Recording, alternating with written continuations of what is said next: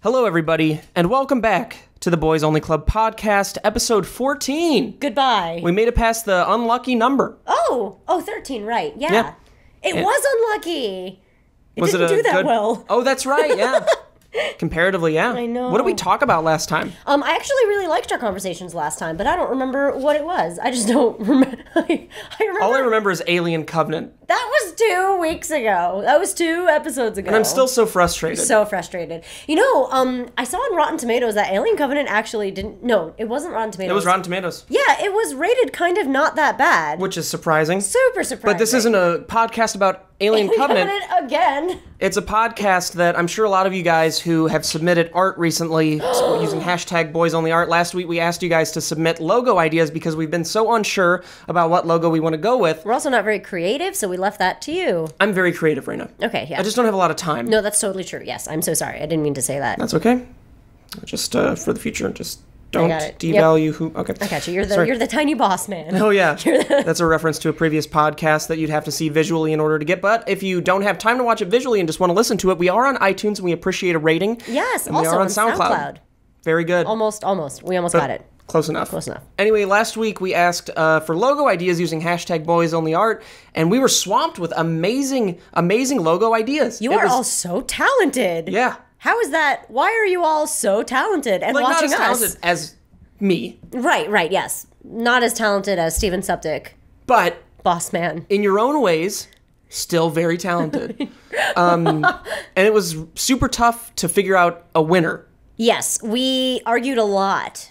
No, actually, not really. We didn't argue at all. We kind of had the same idea. It wasn't tough now that I think about it. It was super freaking easy. We made like a top 3. We started with a top 5, and then we narrowed it down, and now we have our finalists. Yeah. Well, not finalists. Which may still have to be revised a little bit. Yeah, because there are parameters that we kind of weren't aware of, because For future, like, I mean... You know, there are things happening. Yeah. You get it. Behind the scenes, like, we're trying to get Boys Only Club to be a part of something, and we need it to have a certain branding. Yeah. So. It needs to fit a parameter that we weren't aware of. But it doesn't diminish much. It's not that different. Don't worry. You know what? Don't listen to us. And it doesn't diminish the prize either, which we haven't discussed what the prize would be. Yeah, we don't know what that is. We should have thought about this before. Yeah, well, I don't even know what a good price is. I guess we'll talk to them afterwards and see what they want for it. But yeah, we'll negotiate, you know. But you want to do our top 3s? Because our top 3s are pretty much the same.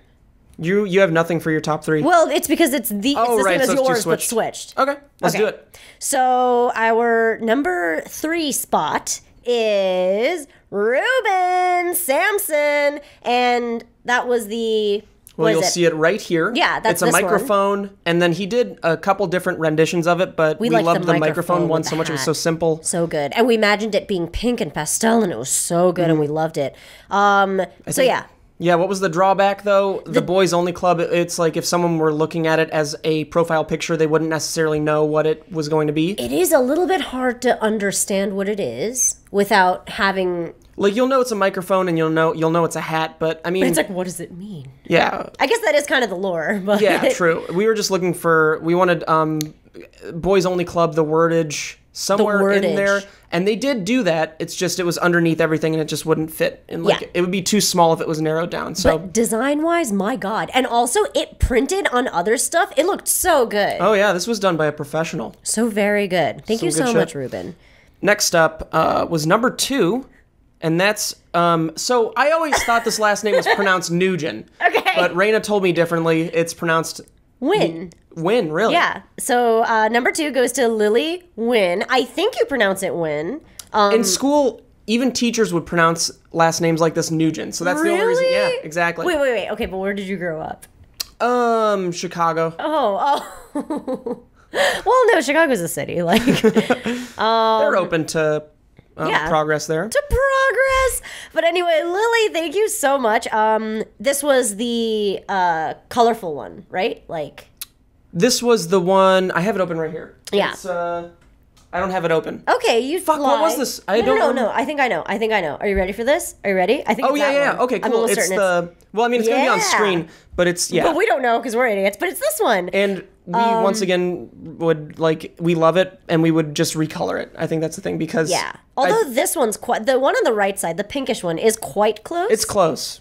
But the yellow just for some, and I think it would be better if it were filled in more with color. Oh, as opposed to the negative space. Yeah, there's too much negative space. But the microphone and the hat, like that concept is like really perfectly down right here. I'm glad this that is very easy to understand.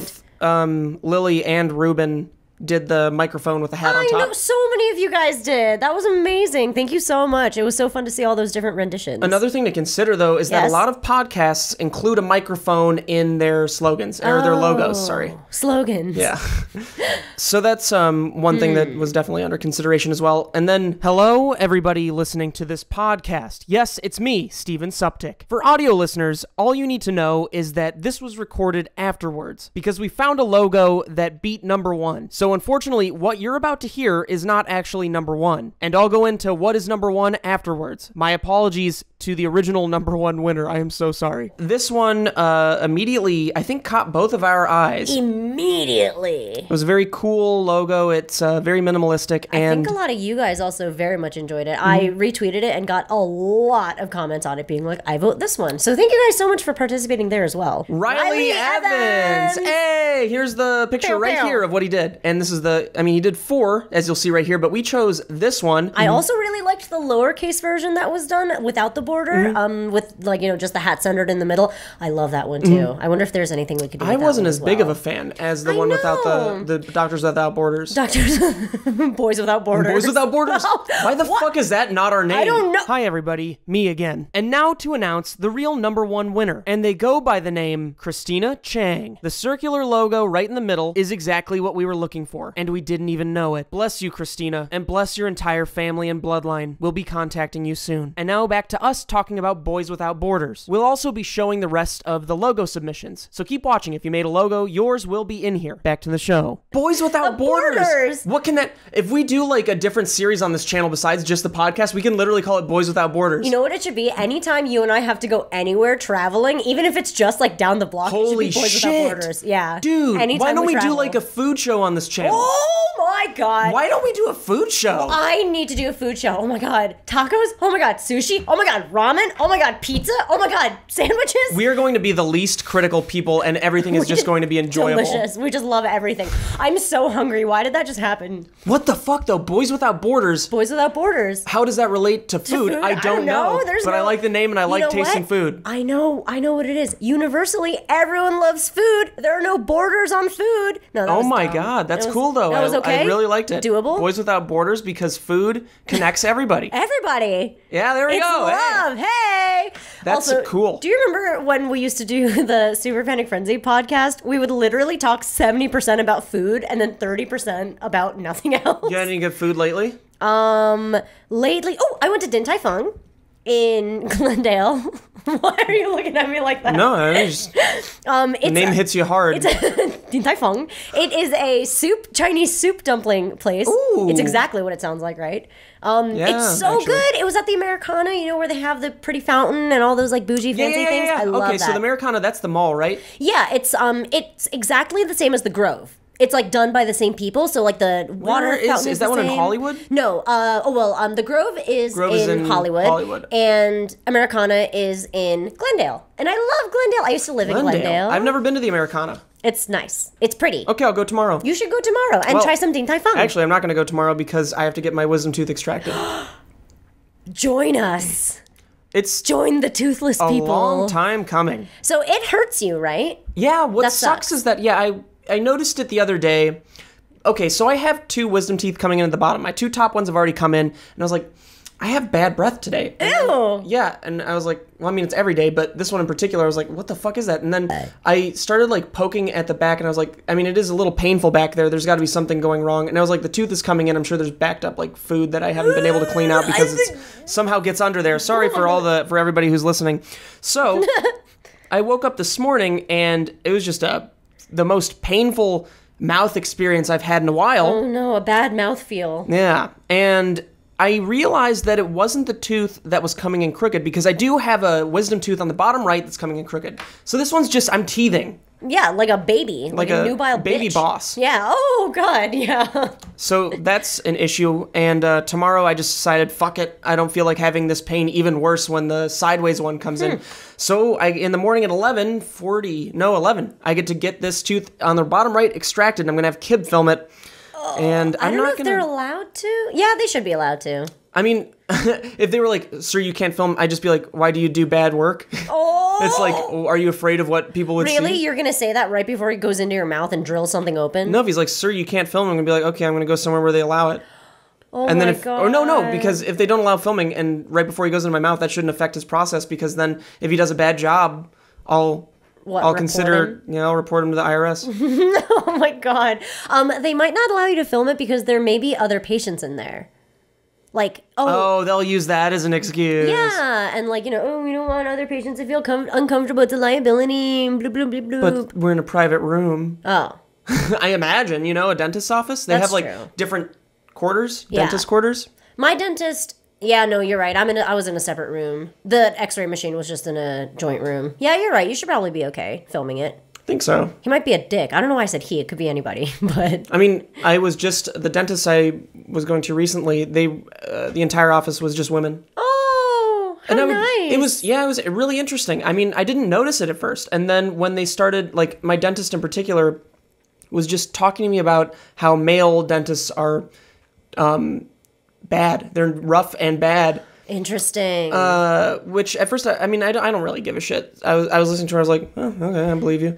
But she was also very rough as well. So I was like, this is worse. This is a worse experience that I've had with any dentist so far. That's hilarious and terrible.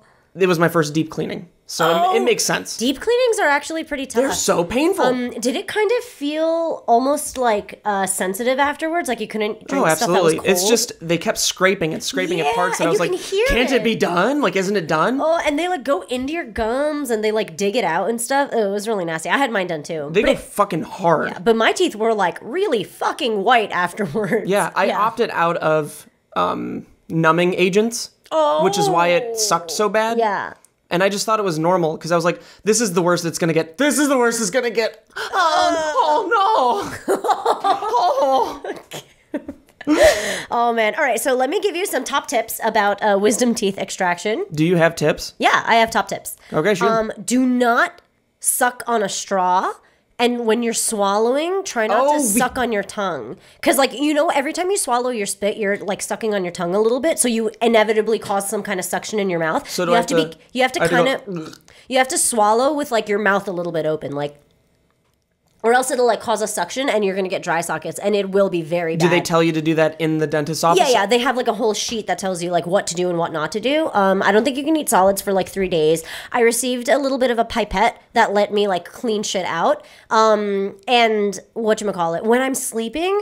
When I'm stressed out, I think I grind my teeth a little bit. Oh, fuck. And it's not like it was hitting anything, but because of that, I think one of my, like, I couldn't stop bleeding the next day. It has to be the sleep that's the most treacherous part, because how do you stop from swallowing in your sleep? Exactly. Did you wake up every morning and was it painful? No, I kind of had a sore throat because I was like swallowing blood for so long. And am I going to be swallowing blood for a while? You're going to be swallowing blood. It's just one tooth is the thing, so it's probably going to be a lot less, right? Probably a lot less. And I can chew on one side, right? You can totally chew on one side. Okay, so I will be able to eat solid food then. But I was stupid and I removed both from either side, so I couldn't eat. I just realized, so I'm going to have to chew food, but I'll have to swallow with my mouth open. So...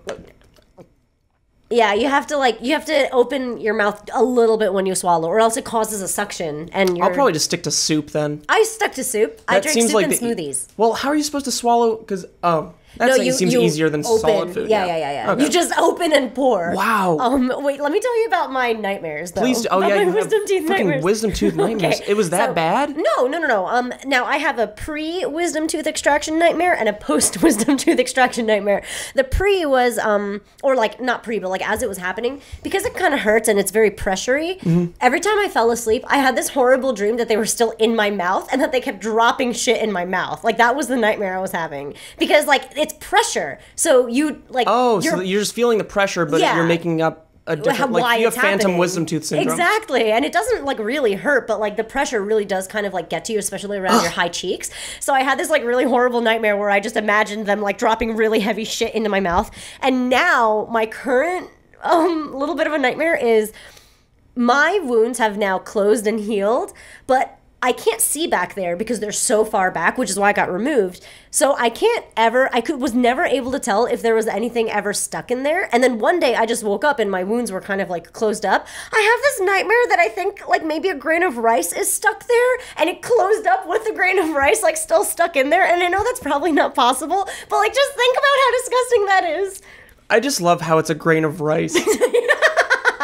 It's always a grain of rice. That's fucking amazing. It's Do you always a feel grain of rice. better? Yeah.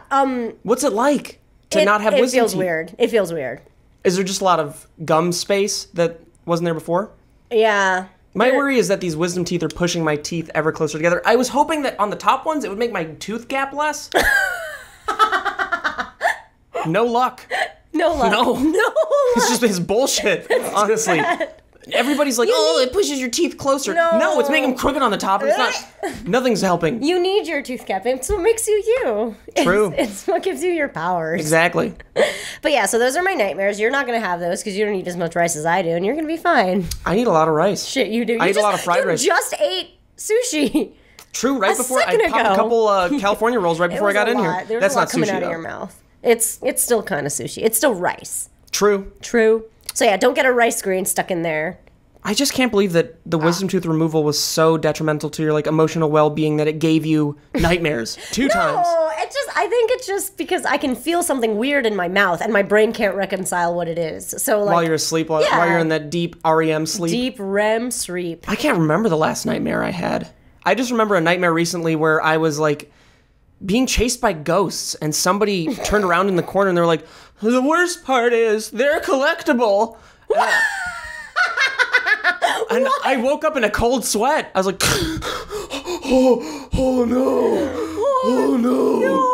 Oh no. Wait, I'm sorry. Alyssa, she's like, you farted yourself awake, dude. That sounds something like, that's exactly what she'd say. But, what? You can collect your ghosts? The worst part is they're collectible. I like how that's a nightmare. Your guess is as good as mine, dude. That's excellent. I normally don't get nightmares. I rarely have bad dreams. Mm-hmm. I don't think I remember my dreams anymore. Oh well, that's sad. Is that like an age thing? Well, you do a lot of weed. I do a lot of weed. And that suppresses, or it makes it harder to, I think, remember. Yeah, I don't remember anything. Oh, dreams. Yeah, that too. But I don't remember anything. Just in general. Yeah, it's over. What's the last memory you have from your childhood, if you just were thinking right now? Oh my God, I actually have a really good one. I have a lot of memories right off the bat. Okay, first one. The first one is when I was a kid, right before I moved to America when I was 3, my mom asked me, Reina, what do you want to be when you grow up? Like a very cliche parent. And I said, acorn. Oh, like, you were a little squirrel girl? That's so sweet. I want to be an acorn. I didn't even say I want to be. I just answered, dude, acorn. That's fucking stupid. I know. I was 3. Well, I used to call vacuums vacuum. That's not that dumb. And ice cream Aki-Pee. That's real fucking dumb. But you wanted to be a goddamn acorn. I wanted to be acorn. And then you became a neurologist later on? What is it? What was that brain doctor thing? I studied neuropsychology. Boom. And it was wonderful. But now I do this and started from an acorn and now you're now I'm at the top. Well, you plummeted back down from neuroscientist. I really did. Neurologist. Neuropsychology, whatever. It's all the same. So, if you were still doing neuroscience, brain stuff? Yeah. What do you think you'd be like? I'd be a serial killer. Do you think you'd be? Oh yeah, you'd finally be able. Do you think you'd actually be different now, or do you think you'd act the same? Oh, I would probably be different because I'm sure I would have colleagues that I have to impress.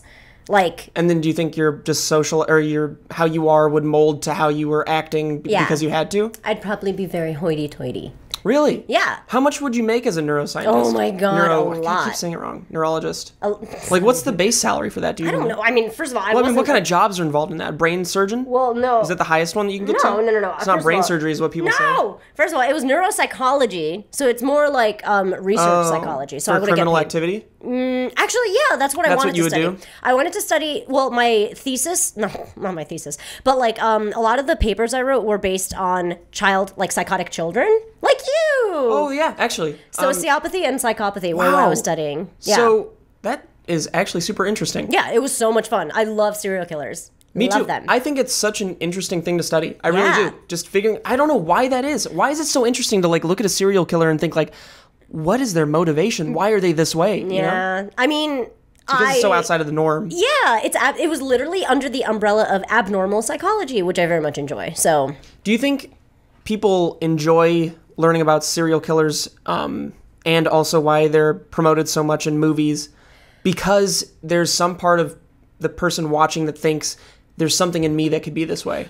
Maybe. I know there is a little bit of a cathartic sensation, but the actual reason is actually a lot more fucked up and creepier than that. It's Good. Because, what is it?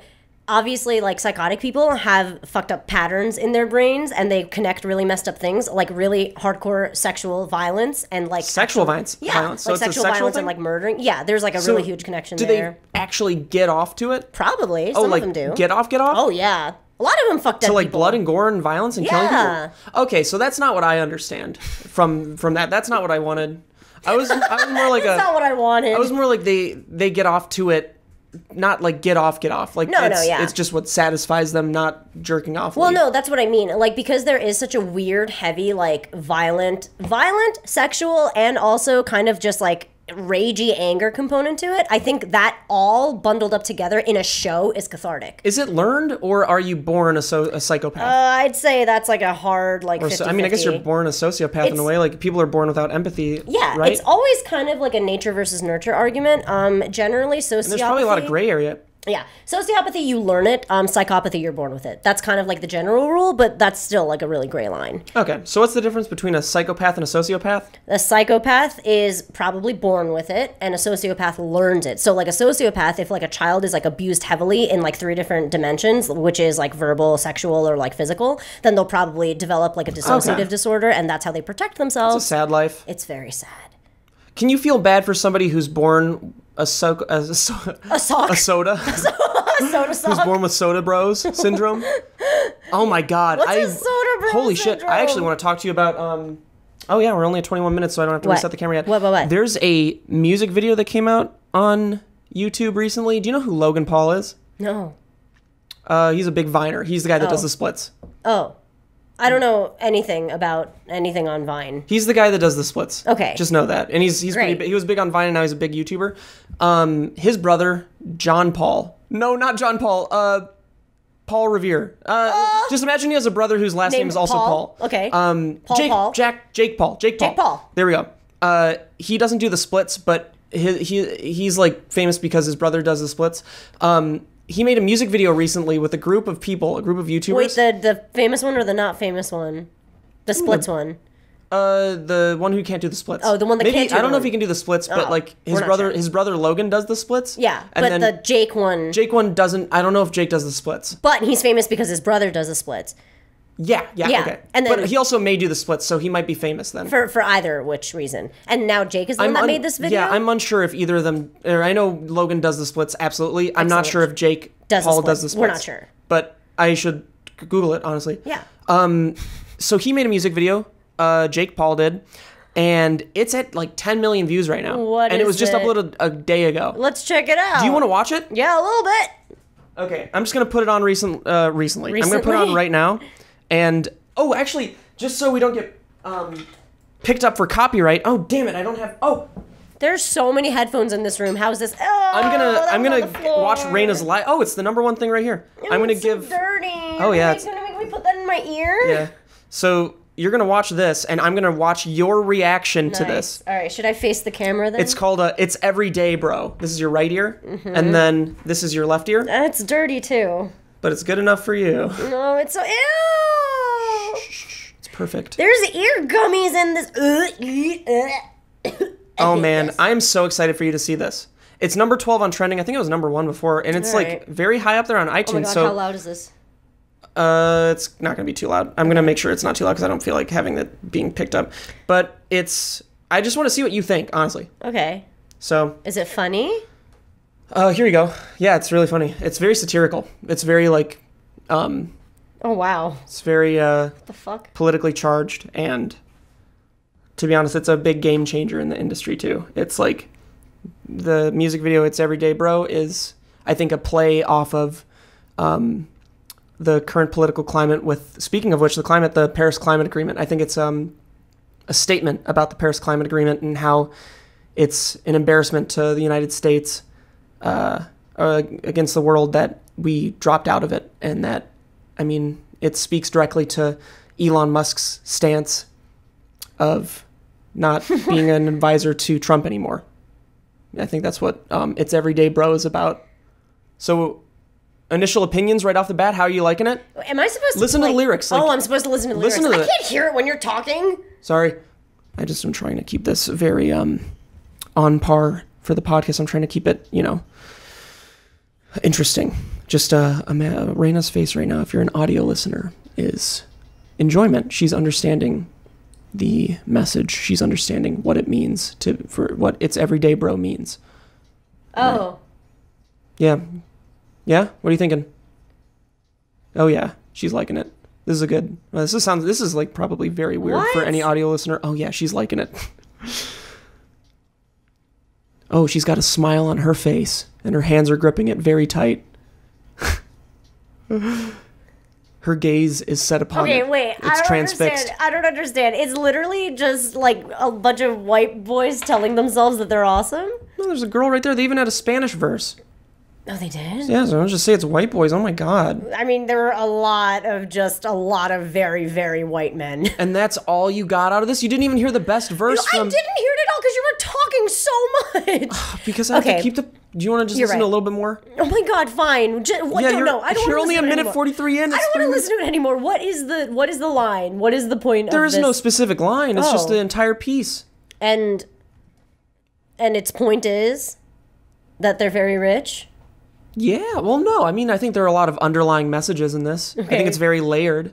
Why is it trending so hard?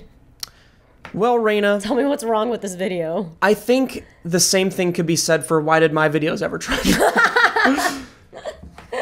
Wait, but what's with it? Why is it like... I don't even get it. You don't get what? It at all. You don't get why they made the video? Yeah? They made a rap group. That's it?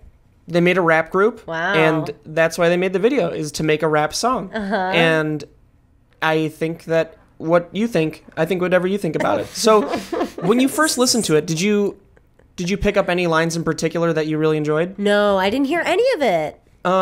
Actually, you know what? Keep them distracted. I'm going to look up the lyrics. Okay, yeah, because I want to know what the issue is, really. No, I mean, there's no issue. I mean, I want to know, though. Wait, what, do they say unsavory things? No. What's the point of this, then? There's no point. It's just, I wanted to get your opinion on this. I wanted to see exactly what... Okay, here we go. Jake Paul, It's Everyday Bro. So now we're going to go through... Should we read it line by line? All right, Reina. Yes, read me the lyrics, but, read it to me. Like a narrator. I'm also going to put on a little bit of music. Okay. Oh, nice. Oh, wait. Now that I think about it, I don't have any copywritten music or copyright-free music that I can use. So... Never mind. Are you ready? Yep. Y'all can't handle this. Y'all don't know what's about to happen, baby. Baby. Team 10, Los Angeles, Cali boy. But I'm from Ohio, though. White boy. Verse 1, featuring Jake Paul. It's everyday, bro. With the Disney Channel flow, 5 mil on YouTube in 6 months, never been done before. We pass all the competition, man. PewDiePie is next. Oh, I didn't hear that. I mean, that's so man, funny. I'm popping all these checks. Got a brand new Rolex. And I'm at a Lambo, too. Meaning that he purchased a Lamborghini. Got it. And it was an Aventador in the video, a Roadster. Oh, the one with the window, the doors that go up like a fucking alien spaceship. Very expensive car. And I'm coming with the crew. This is Team 10, bitch. Who the hell are flipping you? And you know I kick them out if they ain't with the crew. Yeah, I'm talking about you begging for attention, talking shit on Twitter too. But you still hit my phone last night. It was 4:52, and I got the text to prove, and all the recordings too. Don't make me tell them the truth. And I just dropped some new merch. And they are selling like a god church. What does that line mean? Doesn't every church almost have a god? Like almost every church? Specifically, because you have a deity that you pray to. Yeah, I just thought that was a funny line. Everything about this is fucked up, but anyway, go on. And here we go. Here's one of my favorite lines. This is the one that I realized it was very layered. Ohio is where I'm from. We chew 'em like it's gum. And when I say layered, I meant trident layers. So we... That was so dumb. I just wasn't expecting it. I'm trying to find some of the better lines in this. Well, okay, so now I know why it hits. Because, first of all, YouTube loves YouTube, right? Anytime YouTube talks about YouTube or sings about YouTube, that shit's, like, gonna be crazy. This is just, it's so an anomaly obnoxious. In a way. Why? I don't know. Also, is he even that, what's with it? Why does he think he's that hot? Like, are his numbers that ridiculous? I guess it is. I mean, I guess it's interesting, because when you look at One Direction, you look at anything like that. They're so cute. They're beautiful, talented young men with great production value and beautiful songs that can appeal to like old people and young people. Yeah. And although they have a lot, I mean, does One Direction even exist anymore? I don't think so. I mean, I don't know. The point of that is that they're talented. Yeah. And they've been popular on YouTube when they've released videos. It's been insanely popular. Absolutely. And then when a YouTuber goes and posts something like this, they still are receiving so much praise. So much attention and praise, and granted, they do have very large audiences, but why is an audience so keen to accept anything their creator makes? Because if I made a shitty video, like, I was not very proud of the video I put out today, as we're recording this. Band practice? No, I like band practice a lot. That was probably one of my favorite videos. Okay. But it was the one right after that I was not a huge fan of. But I wasn't going to release a video anyway that day, and I was like, you know what? I have like 4 minutes, 5 minutes of footage. Might as well release something. Yeah. I wouldn't expect people to praise that video, even though I put work into it. And I'm just so curious why there's so much praise for this video in particular. And I don't mind it. It doesn't like offend me or anything. I'm just... Maybe it's because it's a shorter video and more eyes are on it or something. Or maybe like, then your numbers would be different. It doesn't have to be a short video or a long video, you know? Well, because it's like faster and easier to digest if it's like shorter. I guess what I'm like so curious about is, do people have taste? Oh, that's interesting. Is it... Because, I mean, you could listen to that and immediately recognize it's not like... It doesn't have... any melody. Oh, nothing at all. It doesn't have any... There's nothing. It didn't mean anything. The lyrics talked about chewing people like gum. And just money. And Ohio. And PewDiePie. Ohio! That was so weird. The rap... The people Can we actually even call rapping... it that? Can we even call it rapping? There was a... They call it a rapping. I heard the British person rapping. Did you hear that British part? person? Yeah, I heard. I listened to the whole thing 4 times. It's my favorite song right now. It's your favorite. It's the best. It's why it's trending. I'm just so curious, like... I don't even know what I'm curious about, honestly. I recently hung out with a photographer and a graphic designer, and they're both really, really brilliant people, and they both separately made a point about how they want standard in like general standards to raise, because nowadays anybody can slap anything onto YouTube and like just kind of call it content. And I think we're definitely heading in that direction. Like where there will be quality control in a little bit. I think so. I think YouTube's heading towards being able to abide by certain FCC guidelines, because there's no way it could be the wild, wild west forever. Oh no! I mean, this is already with the apocalypse shit. Like it's already starting to like the fact dwindle. That it's difficult to get monetized using the F word makes sense. It seems like if this is wherever the eyes are, there's a certain level of professionalism that needs to go along with it. I think that it just took time for this to catch up to how TV was treated, which sucks because it's not the Wild West anymore, which is the YouTube I loved the most. It was but really it makes amazing. Sense. It was pretty amazing about like 7 years ago. But I think now there is almost like a new generation of people that are taking control, right? And they're much savvier on the internet and digital and stuff. So like if they need to be searching for statistics about like the intricacies of what's happening in a channel, I think it's easier to find. You know, like for example, I don't know if like a corporate old random white dude that just has a lot of money would be able to tell that a channel is like good FCC savvy or not, right? Like, but somebody like someone like you and I, we can like look at a channel immediately and know what it's standing for, if like what level of cursing they do. But as those older people die, they will die. And Group 9 takes over. No! We're all going to abide by FCC guidelines. Can't wait. It's just, I don't know. I mean, this doesn't affect me emotionally at all. I just thought it was interesting. And it's what people are talking about, so why not talk about it too, you know? I just don't like garbage. However, though, okay, here's the thing. I like to laugh at shit, right? So, like, remember when the Chainsmokers came out a couple years ago with, like, the first Let Me Take a Selfie song? I thought it was so freaking stupid and dumb, but I loved it, and I loved making fun of it with my friends, so I ended up kind of perpetuating it without realizing it, even though it's a piece of shit in my opinion. But like, now the Chainsmokers are fucking amazing, and they make great songs, and it's a lot of fun. Hopes, like, that this music video that they made will eventually be used the same way, and that they will be open to it being used that way too, because... And maybe they'll do like, as in like clearly the parody of... Like, yeah, clearly it's like, well, it was never meant to be good or show off skill, you know? Yeah.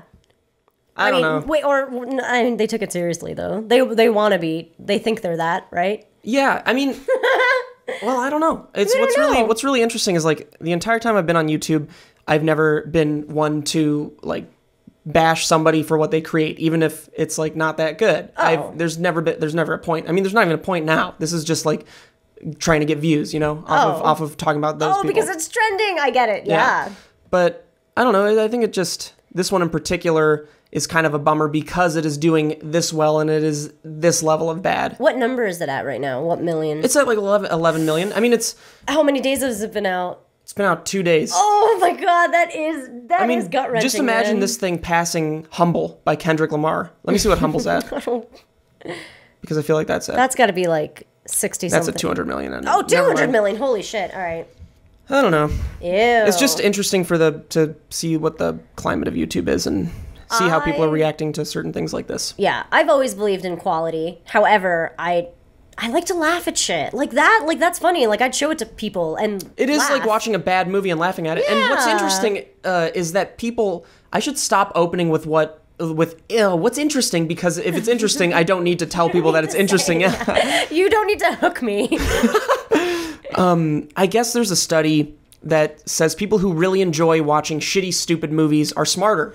I saw that too. And I hate watching shitty movies, so I'm worried. I'm so worried. Yeah, I hate it. I'm like, there's no point to watching this. This fucking is boring and it sucks. Okay, so that makes me happy because I read the same article, and Mike and I read it together, and we love garbage sometimes. And when we were in college, we loved garbage the absolute most. And I think the article even alluded to the fact that because we were in college and our like actual functioning parts of the brain, like the ones that had to make like really conclusive like thoughts and sentences and stuff, since that was like overworked, your brain learns to compartmentalize what like garbage humor is. Yeah, what like garbage humor is and how you're accepting it, you know? That's interesting. Because like we did nothing but watch fucking Grandma's Boy at one point and like Pineapple Express. I straight up love Grandma's Boy. Oh, you do? And Pineapple Express is one of my favorite comedies. Then you're fine. But Pineapple Express is a legitimately good movie. It's a legitimately good movie. Except I never like the intro because I feel like it takes too long. Oh no! The Electric Avenue. Yeah. And then no, I like that part. He calls him like a fucking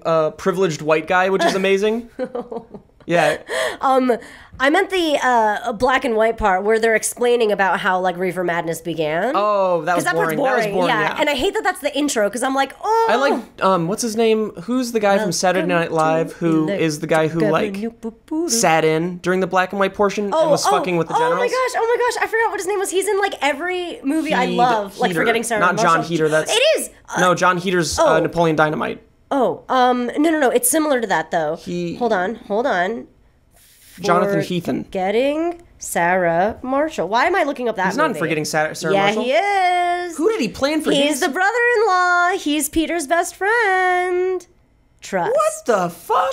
Okay, Forgetting Sarah Marshall is like one of my most favorite movies. I love Forgetting Sarah Marshall. It's literally one of my most favorite movies, yeah. It's a heartbreaking movie in a way. Why? Because it's like... No, it's great. It's like kind of almost real. The vampire song made me so sad. Bill Hader. John Heater. Bill Hader. Yeah, okay. That's why I was confused too. Cool. The weird Muppet, the vampire Muppets. That was amazing. Oh, I love that movie. Also, everyone's so hot in that movie. In Forgetting Sarah Marshall? Yeah, I really like Kristen Bell, and I love Mila Kunis. They were really good in it. So pretty. Yeah, I love it. And I love Russell Brand. Like Russell Brand's amazing. Stupid. My favorite line from that movie is about how he talks about how he's missing a shoe and it's like the twin, but not like an evil twin of his other shoe. Get him to the Greek. Have you ever seen that? It was with Russell Brand, Jonah Hill, and Sean Biggie. Is that the one where he plays the same celebrity? Yeah, he plays a celebrity. But he's like really messed up. And he does this song about Africa, and it's so funny. Yeah. That movie is that movie underrated? I feel like it was poorly reviewed. Get him to the Greek. That one was not good because it was so over the top. Like everything was about drugs and throwing up. It was like very much like, you know what? Get him to the Greek was like how people. I mean, it was a better version, but it's how people related Baywatch to 21 Jump Street. Oh. Did you see the fallout on Twitter from The Rock talking about why Baywatch failed? He talked about why it failed? Yeah, and I think I know about it. He blamed it entirely on critics, I think. Oh, really? I thought it was based... Oh, okay, wait. Let me see if I got this right, because I think I know what you're talking about. Is it where he basically said that the original Baywatch was essentially a parody? So it was, like, you're very self-aware about, like, the boobs bouncing and, like, the big, like, muscly men and stuff. But in this one, the critics were trying to look for a message that never existed, so therefore they criticized it incorrectly? I mean, that sounds like... It sounds like a way more formulated opinion than just critics ruined it. I mean, that makes sense, though, because, like, if your agenda for a movie isn't clear, then it's not really the critic's fault. Like, that was your failure in trying to project that, right? Because, like, Baywatch never had to be like, we're a parody. Like, very true. Yeah. But, yeah, that kind of sucks. I mean, who ever thought it was going to be good anyway? I mean, what sucks is that I thought it might have potential. When I first saw the trailer... Like, funny? Maybe. I was like, oh, maybe they're just leaving the funny parts out of the trailer. What's that boy's name? High School Musical boy, right? Zac Efron? Yeah, Zac Efron. And he's been in some hit comedies. I think he has funny parts. Like when he did the Robert De Niro impression in Neighbors. Yeah. I think that's pretty funny. I think he's funny, too. I don't mind him at all. Yeah. And also, like, he's talented. Like, what are you going to do? But... Yeah, were they too, whatchamacallit, did they take themselves too seriously, like the movie itself? And is that why the critics got confused? I don't remember why it wasn't reviewed well. I think they just said it wasn't funny. I think it wasn't a funny movie. Well, then that's just bullshit. Then you're not funny, and that sucks. I hate things that aren't funny. Yeah. Makes me so mad. I mean, The Rock is usually never in movies that bomb, right? There was, what was that movie? It was like, he played a Tooth Fairy. He was in the Tooth Fairy. That may be the last movie that bombed for him. And it wasn't even that. Oh, like, Hercules. Oh, holy shit. That bombed. I don't even know what you're talking about. He's in a Hercules movie? Yeah. Oh, that's exactly... I mean, that's pretty bad. That's very indicative, yeah. Actually, no, I don't know shit, but... So, I think the reason he was so upset about Baywatch bombing is because he had a producer role, hence a bigger stake in this one. No! Yeah. I feel bad for him. But that means he also... Bigger stake also kind of should mean bigger say, so it's like, you should have probably fixed it up. Yeah. But yeah, I get why he's so defensive about it now. That's pretty sad. Yeah, I appreciate the work ethic that he puts in, but this was... I don't know. It's too bad. If it's... You win some, you lose some. Yeah. But then again, I don't really trust critics after Rotten Tomatoes reviewed Alien Covenant so well. Oh, no. Wait, let's talk about stuff that we're actually enjoying. Yeah. I want to finish off on this high note. 3, 2, 1. Master of None. I'm Jesus. sorry. I didn't know where we were going. I thought you were going to tell me about House of Cards, and I thought we were going to go into a different conversation. I mean, this is going to be a little bit of a TV chat, and we're not going to spoil anything, I swear. It's more like a TV, movie, Netflix chat, because I also want to talk about Hasan Minhaj. So if you don't know what Master of None is, and do you mind me just like babbling for literally this time I promise it's gonna be 30 seconds. Go ahead. So Master of None stars Aziz Ansari, who was from Parks and Rec. Yes. This time Tom Haverford. Yeah, exactly. Oh, that was a perfect impression. Thank you. He made season 1 of Master of None a while ago. Yeah. It's with the guy from Tim and Eric, and I wasn't overly impressed by it. Not a fan of that guy.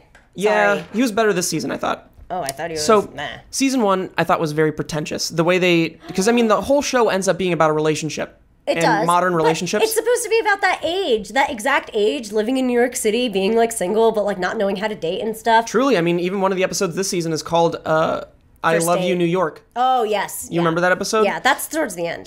I thought season 1 was very pretentious because it was Aziz Ansari's idea of what a relationship is going to be, and he portrayed it in a very romanticized way. Yeah, and it's very his POV. Yeah. Like, not like camera work-wise, Season 2 is so like visceral. You really feel what the character's feeling because he presents it in such a very just a way that everybody has. It's so relatable. Yeah. How minus like the dating scene where he's going through all the different dates, like that never happens like that usually. Oh, I don't know. Then I'd never really go on dates. I've never dated in my life. It's probably relatable. It's probably relatable. We just don't know. But we've never dated, right? Because like technically, yeah, I've never dated. I've always been with Mike. I've only dated like 2 other people in my life. Yeah, and the people I've dated.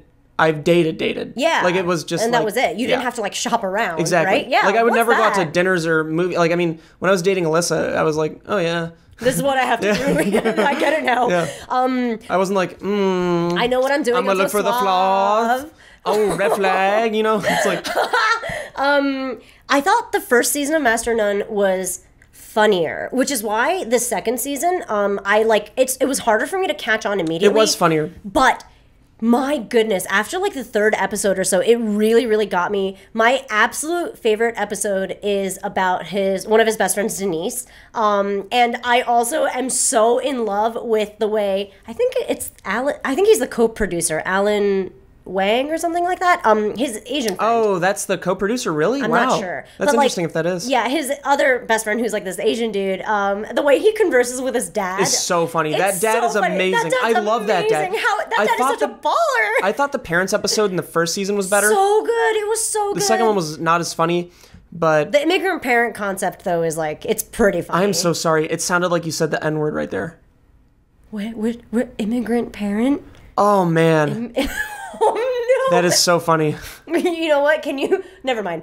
I was going to be like, you should slow it down and see if you can make me say it by accident. But then I was like, why do I want that? We'll just go past that. We're going to gloss past that. So yeah, Master of None, season 2, highly recommend it. Please check it out. It's so good. What was your favorite episode?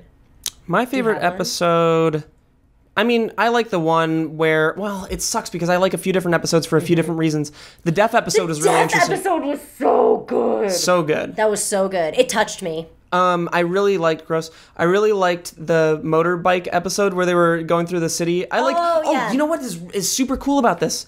And this is another thing where I should stop opening with, you know what's really interesting? Yeah, it's okay. It's just happening forever. I was watching this cooking show, and it was going over some of the most famous restaurants all around the world. One of them was the restaurant that he chose to go to in the very, I think, first episode, where Eric from Tim and Eric brought him to it. The secret restaurant where you eat in like a small like storage area. Yeah, that's a real thing with a real chef who's one of the most famous chefs. And it's basically like reserved for like years, right? So you have to get like a certain slot open. Yeah, I couldn't believe it. Like I was watching, I was like, "Why is this so familiar?" Oh my god! I don't know what this is. So my favorite episode is when it gets later into the season and it starts to become more about a relationship than it is about anything else. Yeah. And I'm not going to tell you which one it is, but it's the one of them. I gotcha. What? Sorry, there's a song that was in one of the episodes that I've just been blasting nonstop, and Alyssa's so pissed at me because of it. Because you're just doing it nonstop. Which song is it? It goes ding ding ding ding ding ding ding ding ding. It's when him and her are in the club and it's red and they're looking at each other. You probably haven't gotten to that episode yet. I'm on episode 9. Ding, ding, ding, ding, ding, yeah, I don't know. You'll know if you've seen it. Whoop. But oh fuck, I forgot what I was gonna say. Shit. Different show. Shit. Master of None. Master of None. Oh, House of Cards. Oh, I'm not watching House of Cards. The Founder. You are. I loved The Founder. Is the Founder? Oh, that's the movie. It's about the guy that franchised McDonald's. And it's really interesting. You'll really like it. I love Michael Keaton. You will love this movie. It's like you'll enjoy it. You'll very much enjoy it. It's been out for a while though. Yeah, right? it's a little older. So you just watched it? Yeah, I don't have a lot of time, so I made some time. A little bit dated of you. Well, I mean, what are you gonna do? Is that the most recent movie you've seen?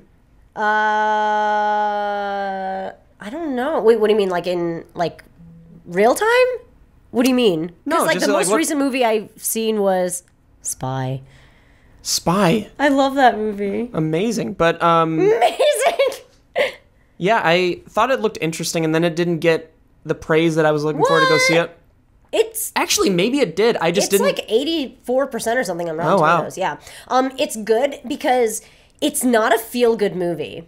It's not. It doesn't look like it from the trailer. No, but there's something about it that's like extremely inspiring in like a really weird way. Like an entrepreneurial kind of way, like the way There Will Be Blood is inspiring. Yeah, it's exactly the way that is. Yes. Legitimately? No. What? That's what it sounds like because he's cutthroat, right? Oh, he gets cutthroat. That's right. I mean, it shows it in the trailer. It's pretty interesting. Like he's amazing. Like, he's amazing, but not because he's cutthroat. Like, there's, like, many reasons as to why he's amazing, and there are also many reasons as to why he's shitty. Okay, I'm gonna watch it now. It's so human. Every route that he takes is almost exactly how you would have take to if you were in his position, because you're kind of cornered but you also want it to grow. I love it so much. It's very good. And it's also very much about like 1940s to 60s type of like business model, and because there's no internet and because you can't do quality control from far away. Oh wow. It has such interesting concepts and such interesting that's neat. Yeah. Okay. I really enjoyed it. I liked it a lot. But what I enjoyed more than that is Hasan Minhaj's stand-up. I don't know if you're going to enjoy this very much. At first, I thought that said Nicki Minaj. Sorry. I know. I didn't know how to pronounce his name. Who is Hasan Minhaj? He is this. He is the Netflix stand-up guy. Like, he's like the Netflix special dude. There are many. I know. He was like the featured one for like all of like the last 2 weeks. Let me see. I'm going to look up a picture of him real quick and see if I can recommend. My goodness, his stand-up was good. It was good because it wasn't just a stand-up, which is why you might not like it. It's a little bit like exposition-y, but I like that. Oh shit! No, he's the guy who did the correspondence dinner. He did the speech. Oh, okay. Yeah, I know who it is. Okay, cool. And he writes for the Daily Show. His correspondence speech was pretty good. Dude, this stand-up is freakishly good. It is a little bit insular because he talks a lot about being an immigrant or like being a part of an immigrant family, which is why I related and I very much enjoyed it and loved it. But he's also very like. He has a graphics package that goes along with his entire stand-up, and it's really That's so like a PowerPoint presentation? No, it's a really good motion graphics package. Oh, that's a hilarious thing. It's very good. Yeah. Oh, you mean like it was done in post-production, or it plays live while he's shooting it? While he's oh wow, talking. that's super interesting. Yeah, so he's doing a stand-up, and then like the stuff that he's talking about, like let's say he talks about like making a list of stuff. The list will pop up on like him. A projector type thing, or yeah, there's like a probably LED behind him. So or something. he writes for Trevor Noah, right? The Daily Show now? Yeah, because he met with Jon Stewart to get his job. Yes. I'll be honest, I wish it was him instead of Trevor Noah. Why? Because I'm not the biggest fan of Trevor Noah's delivery. Interesting. Yeah. Did you see Trevor Noah's stand-up? Yeah, wasn't a huge fan. I don't like his delivery for jokes. Oh, yeah, you really don't like his joke delivery. Interesting. Because, so he does accents so well, though. He does like cultural shit really well. Yeah, I'll watch him, and I'll watch fucking Seth Meyers, and I'll watch. I'll watch Seth Meyers too. And I'll watch Colbert, and they'll have it up on the trending page, like whenever they do a political piece, and I'll watch all of them, and I'll be like, Trevor's was the weakest this week again. You know, sometimes he'll have a winner, but for the most part, I'm not a huge fan. Interesting. I mean, I am a little bit biased. I like whoever does a solid stand-up, and I know that sounds really stupid, but like that's why Trevor Noah like really resonated with me. And actually Hasan Minhaj's stand-up is not a lot like Trevor Noah's, but it's very cultural, and it's very much about like, you guys live in America and we're all from different places, and this is how it goes down kind of thing. So like the perspective is so fun. I like learning things. Oh, it's so fun. Hear stand-up. You'll like it. I'll watch it tonight. I'll watch The Founder, and I'll watch that tonight. Oh my god, The Founder's really good. I guarantee you're gonna enjoy The Founder. And I might just think it's okay. Hasan stand-up. Yeah, you might just think it's okay. I'm overinflating it because I relate to it so much. Oh, we're going to RTX, by the way. Oh god! Wait, am I? I don't know. Yeah, you're definitely going. Please, I don't know what's happening. I actually do have a conflict, which is quite interesting. I am actually supposed to go home to New Jersey during that weekend. Why? For someone's birthday. Oh, fuck off. Who is it? Is it a friend? No, it's like a family friend, and he like helped raise me kind of thing, so it's like a little bit important. It's one day though, right? So what am I going to do? Fly over and come back in the same day? Yeah. No, because RTX is an entire weekend. I know. So what you could do is you could fly down there for a day. And then fly back the next day. And you'll still hit 2 days. Oh my god, and that's amazing because I'll go across the states. Like I'll start in California, then I'll go to RTX, and then I'll go to Jersey, and I'll be okay. Yeah. So is the what is it? A wedding? No, it's a birthday. Oh, a very important birthday. Who gives a shit? It's so important. Dude, how old is he? 77. Get over it, man. It's an important year in Japan. 70. What year is that actually? Is that a cultural thing? Yeah, it's a cultural thing. Yeah. Is that like a quinceañera in a way? Kinda. Yeah. Wow, that's interesting. Yeah. 60, I should stop saying that. Wow, that's so interesting. Yeah, it's kind of a big deal. It's kind of important, and also it's important because my aunt is making a big deal out of it, and I love her very much. But business. Yeah, I mean, it's very tough to push family aside for business, but it's hard. Sometimes it's easy for me. Just kidding. I know mom and dad watch this podcast. No way. Sometimes. Do they? Once in a while, yeah, they'll say something. They'll be like, wow, you're getting audited again? Wow. Yeah, it was $55 this time. What? They sent me an order for $55. I saw it in the mail. I was like, I thought I was done. And it was for $55. And you're like, thank God. I was like, yeah, God. Yay. Please no more. All right. Well, thank you guys so much for watching and listening to this Boys Only Club podcast. Thank you again, Riley Evans, for your design. You are the winner. We didn't even talk about your injury, which is what we're using for the branding for this video. Oh, shit. Very quickly, just so this isn't clickbait. What the fuck happened? Clickbait. Why is your butt broken? All right, my butt literally looks like my sweater right now. It literally looks like this. How big is it compared to what you posted on Twitter now?